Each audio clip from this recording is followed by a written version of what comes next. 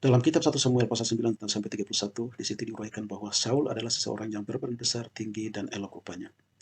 Seharusnya kriteria ideal adalah menjadi seorang raja.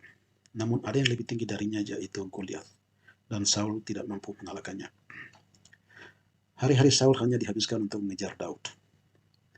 Dengan roh Allah menyertainya, Daud melawan Goliat dengan takut akan Tuhan dan berhasil membunuhnya. Sikap positif yang ditunjukkan oleh Daud adalah bahwa ia tetap menghormati Saul sebagai seorang raja yang sah, meskipun Daud dikejar oleh Saul untuk membunuhnya. Daud adalah seorang pemuda yang takut akan Tuhan, bekerja keras, penggembala domba, dan melayani saudara-saudaranya di medan pertempuran yang melawan suku Filistin.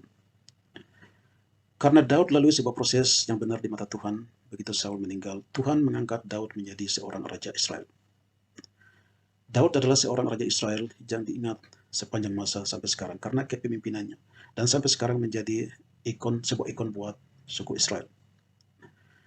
Begitu Daud meninggal, tahta kerajaannya diturunkan kepada putranya, yaitu Salomo. Dalam kitab 1 Raja-Raja pasal 1 ayat 1 sampai 26, di situ dijelaskan mengenai hari tua Daud, dan yang menggantikan kerajaannya adalah putranya sendiri, yaitu Salomo. Pada mulanya Salomo adalah raja yang takut akan Tuhan seperti ayahnya Daud, dan berdoa kepada Tuhan untuk memperoleh hikmat. Saking takutnya kepada Tuhan, Raja Salomo mendirikan bait Allah. Raja Salomo tidak memegang janji Tuhan, yaitu akulah Tuhanmu dan engkau adalah orang-orangku. I am your God and you are my people. Dan hanya kepadakulah kamu menyembah, selain Allah-Allah lain di muka bumi ini. Akibat daripada ketidaktaatan Raja Salomo kepada Tuhan, terbagilah kerajaan Israel menjadi dua, yaitu kerajaan bagian utara yang beranggotakan 10 suku Israel yang beribu kota di Samaria, yang pemimpin mereka adalah Jerobeam.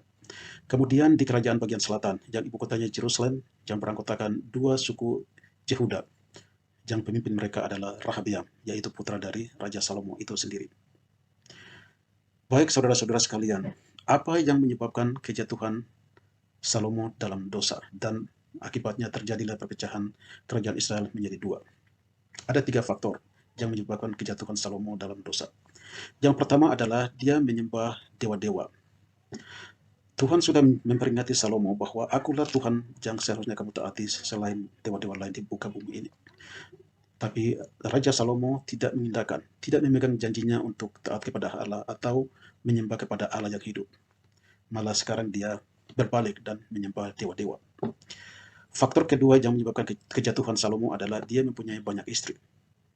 Dan faktor ketiga adalah dia menjadikan bangsa Israel sebagai budak yang seharusnya dia jaga dan seharusnya dia melindungi.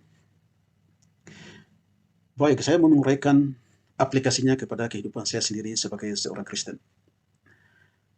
Kejatuhan dosa yang dialami oleh Salomo itu tidak jauh dari dosa-dosa yang dilakukan oleh orang Kristen sekarang ini. Dan saya mau aplikasikan pelajaran ini ke pribadi saya. Pertama yaitu menyembah dewa-dewa. Kita lihat aja sekarang, banyak orang-orang Kristen masih menyembah dewa, tidak takut akan Tuhan. Seharusnya mereka sadar kepada Tuhan bahwa apapun yang mereka jalani di dunia ini adalah seharusnya mereka menyembah Tuhan. Tapi kadang mereka menyembah dewa lain, atau mungkin mereka sakit. Seharusnya mereka berdoa dengan iman kepada Tuhan. Malam ini mereka ke dukun untuk memperoleh penyembuhan. Ini salah sekali saudara-saudara. Sebagai orang Kristen, kita harus punya iman yang kuat. Karena iman tanpa perbuatan adalah mati. Oleh karena itu, kita harus dengan iman berdoa untuk minta pertolongan kepada Tuhan. Kita tidak boleh ke dewa-dewa, ke dukun-dukun. Nah, ini bukan orang Kristen. Yang kedua, memiliki banyak istri. Sebagai orang Kristen, saya percaya bahwa keluarga adalah sebuah kerajaan kecil yang ada di muka bumi ini. Keluarga itu di mana kita tempat berteduh. Orang akan melihat kita, sejauh mana sih kita berkeluarga.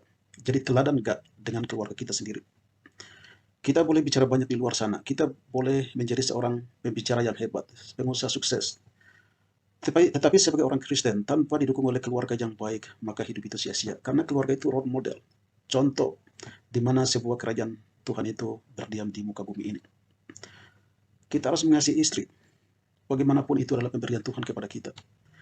Kalau kita tidak mengasihi istri apa adanya, pasti kita akan berpaling kepada wanita-wanita lain, seperti banyak dialami oleh orang-orang Kristen sekarang. Oleh karena itu kita tetap mencintai istri, karena apapun kondisinya, Itu adalah sebuah komitmen yang mana kita harus bertahan hidup selama-lamanya sampai maut yang memisahkan. Yang ketiga, kita harus berbuat baik kepada sesama orang. Sebagai orang Kristen, kita harus menunjukkan kasih Kristus, menteladani, tidak hanya lewat perkataan, tetapi lewat perbuatan juga. Oleh karena itu, mari saudara-saudara seiman, lewat pelajaran kisah Salomo ini, mengajari kita untuk tetap berpegang teguh pada Tuhan. Roh penurut tapi daging lemah. Setan itu siap setiap saat untuk menerkam orang-orang yang tidak takut akan Tuhan, seperti singa mau menerkam mangsanya. Oleh karena itu, kita selalu bersiap setiap saat dengan membaca firman Tuhan, bersekutu dengan orang Kristen atau sesama orang percaya, berdoa. Dengan melakukan seperti ini, pasti kita akan menang bersama Tuhan, hidup kita akan berkenan di mata Tuhan. Karena hidup kita ini adalah bait Allah. Kalau kita mengotori hidup kita dengan hal-hal negatif, bagaimana Tuhan yang hidup itu akan berdiam di hidup kita? Tidak bisa. Kita harus bersih dulu, kita harus takut akan Tuhan. Karena hidup kita ini bait Allah. Kalau hidup kita ini bersih, pasti roh Allah Tuhan Yesus akan mendiami di hidup kita. Terima kasih.